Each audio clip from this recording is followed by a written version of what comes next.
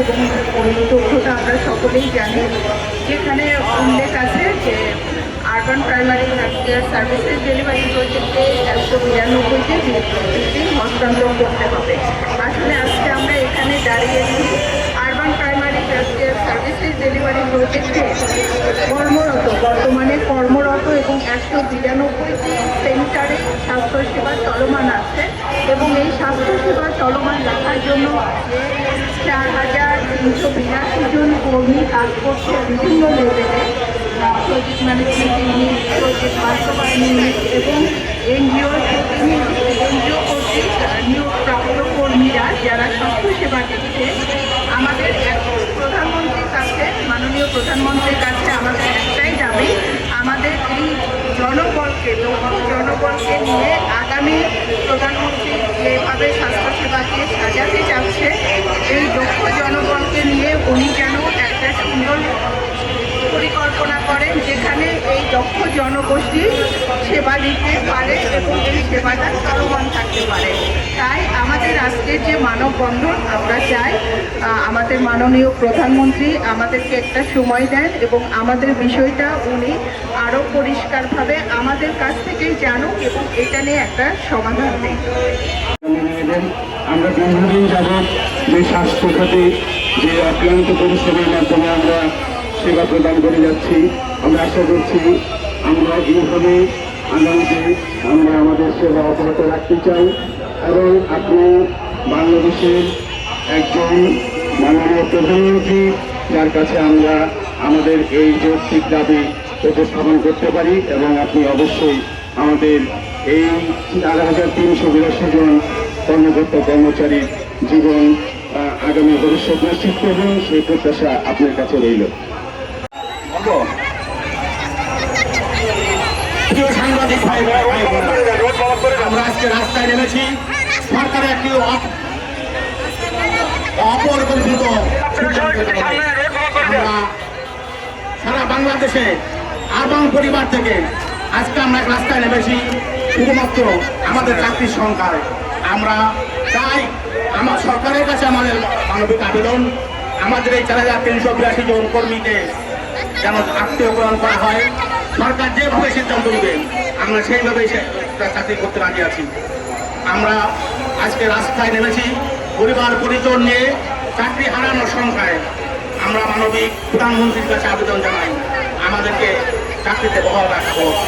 আপনার কাছে যে ভুল তথ্য গেছে, মাননীয় প্রধানমন্ত্রীর কাছে একটি ভুল তথ্যের মাধ্যমে আজকে এই সিদ্ধান্ত আমাদের 192টি নগর স্বাস্থ্যকেন্দ্র সেন্টার স্থানীয় সরকার মন্ত্রণালয় থেকে স্বাস্থ্য বিভাগে হস্তান্তরের পছন্দ করা হচ্ছে, কিন্তু আমরা যারা এখানে কাজ করছি তাদের ব্যাপারে কোনো সিদ্ধান্ত নাই, তাদের ব্যাপারে কোনো নির্দেশনা নাই।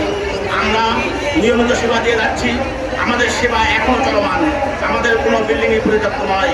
আপনি আসুন, দেখে যান, সচক্ষে দেখে যান যে আমাদের স্বাস্থ্য সেবা প্রদানের বিষয়টি।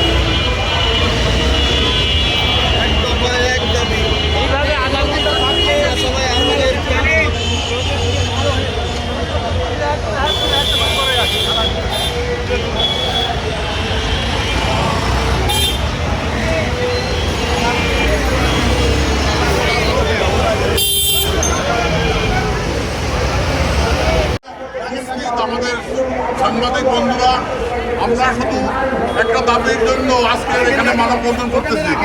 এই দাবি হলো মাননীয় রাষ্ট্রপ্রধানের কাছে আমাদের এই আরবান প্রাইমারি হেলথ কেয়ার সম্পর্কে একটা বহু তথ্য কে বা কারা দিয়েছে আমরা জানি না। দেশে 192টি আমাদের হাসপাতাল এটা বর্তমানে চলমান আছে, কিন্তু কে বা কার একটা ভুল তথ্য দিচ্ছে যে এখানে কোনো কার্যক্রম বাস্তবায়ন হচ্ছে না। আমরা সরকারের সিদ্ধান্তকে এই জাতীয়করণ সিদ্ধান্তকে আমরা সাধুবাদ জানাই।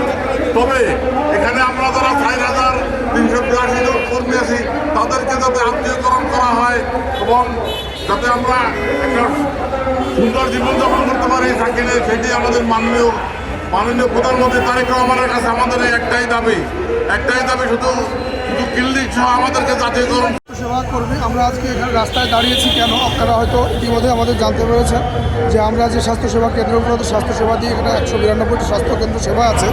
মাননীয় প্রধানমন্ত্রীর কাছে এই তথ্যটা ভুল তথ্য উপস্থাপিত হয়েছে যে এই বিল্ডিংগুলো পরিত্যক্ত অবস্থায় আছে, কিন্তু আপনারা আসুন দেখুন। মাননীয় প্রধানমন্ত্রীর কাছে আমাদের আবেদন যে আপনারা একটা নিরপেক্ষ তদন্ত টিম করে দেখুন যে বিল্ডিংগুলো আসলে পরিত্যক্ত কিনা। এখানে আমরা আজ 28 বছর ধরে আমাদের স্বাস্থ্যসেবা প্রদান করে যাচ্ছি। এই অত্র সিটি কর্পোরেশন পৌরসভা এলাকার গরিব মানুষদের আমরা রেড কার্ড নামে একটা কার্ড আছে যে স্বাস্থ্যসেবা কার্ড, এই স্বাস্থ্যসেবা কার্ডের মাধ্যমে আমরা 30% স্বাস্থ্যসেবা যে দিয়ে থাকি তার মধ্যে ফ্রি স্বাস্থ্যসেবা দিয়ে থাকি। মাননীয় প্রধানমন্ত্রী যে পারিবারিক স্বাস্থ্য কার্ড প্রদান করার ঘোষণা দিয়েছেন, আমরা যে কার্ডের মাধ্যমে সম্পূর্ণ ফ্রি স্বাস্থ্যসেবা দিই, এটা তারই একটা প্রতিচ্ছবি হতে পারে এবং এইটার অনুসরণ করে বা এইটাকে সংযোজন করে আমরা আমাদের এই অত্র এলাকার গরিব জনগোষ্ঠীকে ফ্রি স্বাস্থ্যসেবা প্রদান করতে পারি। আমাদের মাধ্যমে দেশের জাতীয় যে বৃহত্তম স্বাস্থ্যসেবা কার্যক্রমগুলো পরিচালিত হয়, বিভিন্ন টিকা কেন্দ্রগুলো, বিভিন্ন কৃমিনাশক টিকা কেন্দ্র, বর্তমান যে প্রাদুর্ভাব হাম, এই হাম নিয়ে সারা দেশ সরকার আজকে ব্যতিব্যস্ত, অথচ আমাদের এই 4,382 জন স্বাস্থ্যকর্মীর মাধ্যমে এই সেবাটা আমরা অত্যন্ত দক্ষতার সহিত দিয়ে যাচ্ছি। আজকে 28 বছর আমরা এই সেবার সাথে সম্পৃক্ত দক্ষ অভিজ্ঞ লোক। আমরা শুনেছি মাননীয় প্রধানমন্ত্রী এই স্বাস্থ্যসেবাকে সারা বাংলাদেশের একটা আমব্রেলার আন্ডারে আনতে চাই। আমরাও সরকারের সেই সিদ্ধান্তকে মেনে নিয়ে সরকারের সাথে একত্রতা ঘোষণা করে কাজ করতে চাই। অতএব আমরা চাই মাননীয় প্রধানমন্ত্রী এখন ঘোষণা করেছেন 1 লক্ষ স্বাস্থ্যসেবা কর্মী নিয়োগ দিবেন।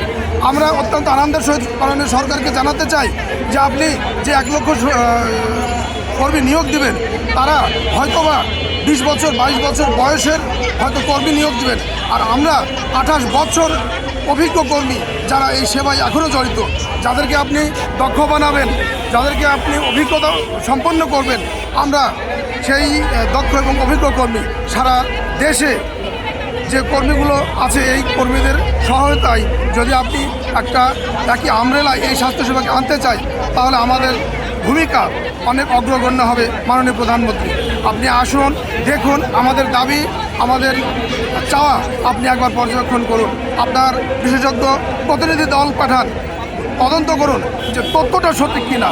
আমরা যেখানে এই বিল্ডিংগুলো স্বাস্থ্যসেবা দিচ্ছি, এখন মাননীয় সিভিল সার্জনরা সেই স্বাস্থ্যসেবা কেন্দ্রগুলো তারা বুঝে নিচ্ছে।